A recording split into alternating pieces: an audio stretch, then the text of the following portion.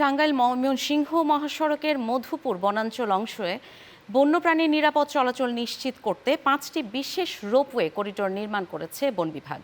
25 mile এলাকা থেকে রসুলপুর বাজার পর্যন্ত নির্মিত এসব করিডোরের মাধ্যমে সড়ক পারাপারের সময় যানবাহনের ধাক্কায় বন্যপ্রাণীর মৃত্যুর ঘটনা কমিয়ে আনার উদ্যোগ নেওয়া হয়েছে। টাঙ্গাইল থেকে তোফাইল আহমেদ রনের তথ্য ও চিত্রের ডেস্ক রিপোর্ট। সড়ক পারাপার হতে গিয়ে যানবাহনের চাকায় পৃষ্ঠ হয়ে বন্যপ্রাণীরা শুধু আহতই হয় না, প্রাণও হারাতে হয় অহরহ। এমন পরিস্থিতি দেখে সংশ্লিষ্ট বন বিভাগ তাদের শালবন পুনরুদ্ধার প্রকল্পের মাধ্যমে বানর, হনুমান, বনমোরগ, মেছো বিড়াল, গন্ধগোকুল সহ বিভিন্ন প্রাণী নির্বিঘ্নে সড়ক পার হতে পারে সেজন্যই বনের কয়েকটি স্থানে 5টি রোপওয়ে বা উড়াল সেতু তৈরি করে দিয়েছে, যা এর মধ্যেই নজর কেড়েছেন স্থানীয় সহ পর্যটকদের। বনের ভিতরে কি খাবার আছে? কোনো গাছে ফল ফলান্তি নাই, কোনো নাই, গোটাকাটি নাই, তাহলে কি খাবো? বানর তো কোনোদিন দেয় নাই, কিন্তু নিচেই থাকে। অনেক ফল ফলান্তি আসার বানর খাইছে থাকছে, এখন আর গাছ গুছাইলে এরকম ফল ফলান্তি গাছ নাই।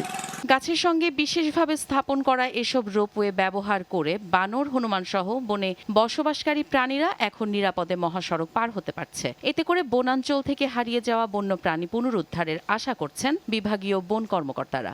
সেই মধুপুর বনভূমিতে 45,000 একর বনভূমি আছে, 45,565 একর।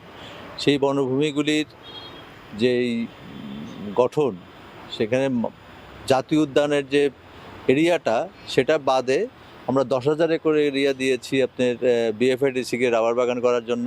এদিকে পরিবেশবিদরা বলছেন কেবল রোপওয়ে তৈরি নয়, বরং নির্বিচারে বন বিনাশ রক্ষার পাশাপাশি বনায়ন বাড়ালেই সুরক্ষিত হবে বন্যপ্রাণীর জীববৈচিত্র্য। মানুষ যায় হলো বনের প্রকৃতিকে দেখার জন্য, পরিবেশকে দেখার জন্য, পরিবেশকে দেখার জন্য, যে এত সবসময় ইট কাঠ দেয়ালের মধ্যে থেকে একটু ভিন্নতর জায়গায় গিয়ে নিজেকে করা আর কি, অ্যামুজমেন্ট করা, একটু আনন্দ ফুর্তি করা।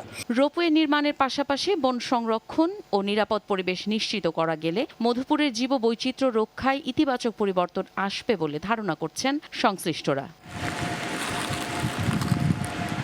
Channel 9 news desk.